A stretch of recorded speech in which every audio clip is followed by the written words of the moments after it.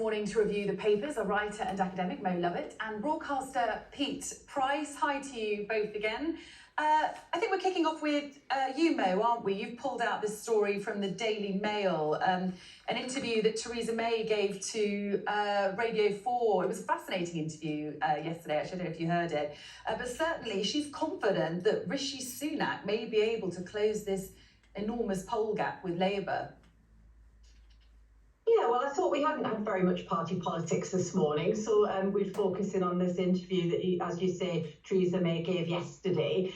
She claims that Rishi Sunak is rebuilding trust and that there is time for the Tories to turn it around and win the next general election. Now, this is against the backdrop of polls suggesting that the Labour Party have a 20-point lead at the moment and have had a fairly substantial lead for the last 6 months, as far as I can remember. Sir John Curtis, our election guru that we all know and love, has said Tory support has really plummeted in the wake of kind of unforced errors and also the economic backdrop that we've been talking about all morning. So I think it's an interesting one. I mean, the thing, obviously, it's about rallying the troops, isn't it? And I think the one thing I always think about elections is that you should never, ever take the electorate for granted. No matter what the polls say, people will make their mind up on the day, and they should never be taken for granted. But what I would hate is for the parties to either kind of admit defeat or to kind of be complacent about a win, and for people not to listen to the electorate. I mean, that's one of the things that I think we've had sort of quite a slovenly political class of late that aren't really kind of tackling some of the problems we face in society. So although this might be about rallying the troops, I do think it's good not to be complacent about what the outcome of the next general election might be. I loved in this little piece in the Mail, the very last paragraph, it says, Nadine Dorries has suggested if the Tory numbers keep slipping, Boris Johnson will be back in number 10. Now that just made me smile. I'll let viewers make of what they think, but I thought that was quite a funny little final paragraph. Gosh, more likely to be back in number 10 or in the jungle, who knows, right? Pete, you pulled out this story on the front page of The Guardian, which frankly I found quite shocking when I was reading it this morning, that student homelessness is rising. It says here that not since the 1970s have they seen anything like this, when students were sleeping in sports halls and cars. This is all very depressing, isn't it? It is depressing, but I'm really surprised at the story. It says that the purpose-built student accommodation is not expanding the way it was. Now, if they came to Liverpool, you've never seen so much accommodation in your life. I have never seen high-rise blocks being put up so fast, and it's all a student accommodation. We're a big student city anyway, so I think that's really exciting. But on the private sector, the landlords are changing their mind and not using students like they used to. Also, the rules and regulations are making it more difficult. But there's a bigger problem for these people, these lovely students who are bringing so much money into our cities, is they're getting substantial bills for their electricity on top of their rents, and they are struggling to keep warm and they've got to be warm when they're doing their work, but they're having big problems. But I'm surprised that they're saying that this problem is the biggest problem since 1970. It doesn't make sense to me, because Liverpool is absolutely packed with a student accommodation. Isn't it? But it's whether they can afford it, I suppose, isn't it? Oh no, they can't afford it. That's the sad thing. But you see, a couple of my friends, I'm going to get castigated for this, a couple of my friends' kids are students, but they've got part-time jobs as well because they want to make it work. Yeah, well, certainly I always had a job when I was at university, and it's something that a lot of students do have to do, isn't it?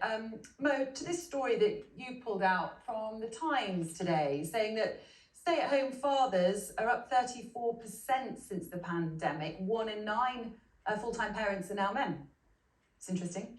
Yeah, I mean, yeah, it is interesting. I think it's one of those things that, pandemics change societies, don't they? They change attitudes, and this is one of those stories, or at least accelerate underlying trends in society. So, as you say, 1 in 9 full-time parents now, so that's parents who don't work but are full-time parents, are fathers now, and that's kind of compared to 1 in 14 back in 2019. Whereas mothers, full-time mums who don't work, and that's fallen from 1.3 million to 1.2 million in the same period. I mean, the numbers are sort of 140,000 compared to 1.2 million. So you can see that, stay-at-home parenting is still the majority, women doing that. I mean, the report itself says that this is, this is due to, it's a good thing for equity in pay, because it means that women are able to go out and earn more. I think it's interesting because one thing the report doesn't talk about is what type of work and the changes of work. I mean, we knew in the pandemic that, it was mostly the middle class that could stay at home with a computer-based job, whereas manual workers had to go out and be in society. So that's a different kind of quality of work, whether you're out and using manual labour or you're behind a computer. So it doesn't really cut across whether or not it has affected pay and conditions for women in the workplace. But I just think it's a very interesting kind of sign of times in the way attitudes are changing.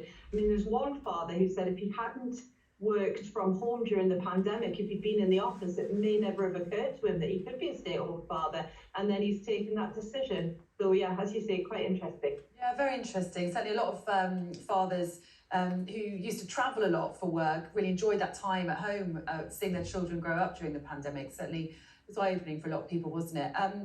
Now, this story that you pulled out from the Eye, Pete, COVID restrictions coming back to care homes. This is all quite sad, isn't it? It's absolutely incensed me, this story. It's not just COVID, it's the flu, it's vomiting bugs. They're talking about shutting down for visitors. When we had the pandemic, care homes were shut down, people died. They were prisoners in those. I understand that the care homes had to help them, but they were prisoners. To do it again, these people are in their last part of their life. They need some sort of relationship, some sort of contact with people they love. And the idea that care homes could close down again through the winter, I understand the problems they've got, but they've got to work harder to keep these problems at bay, because these people are prisoners in their homes and they're dying. And it was dreadful in the pandemic. So many people didn't say goodbye to their loved ones. This is an awful story, and it's got to be addressed. Yeah, certainly not good news for so many families. A quick thought from you, Mo, before we go. The sun, snow go for UK. It was a white Christmas official. Officially, we had a white Christmas, and it used to be the case that if a snowflake fell on the Met Office in London on Christmas Day, it would be a white Christmas. But now, in an era of dumbing down, it can be anywhere in the UK, and it can be any time within the 24 hours of Christmas Day. So yes, although it was too warm in England and Wales, there were parts of Scotland and Northern Ireland where snow fell. Pete, we'll see you again the next hour. Thank you so much. And we'll have more on all our top stories at the top of the hour. Stay with us.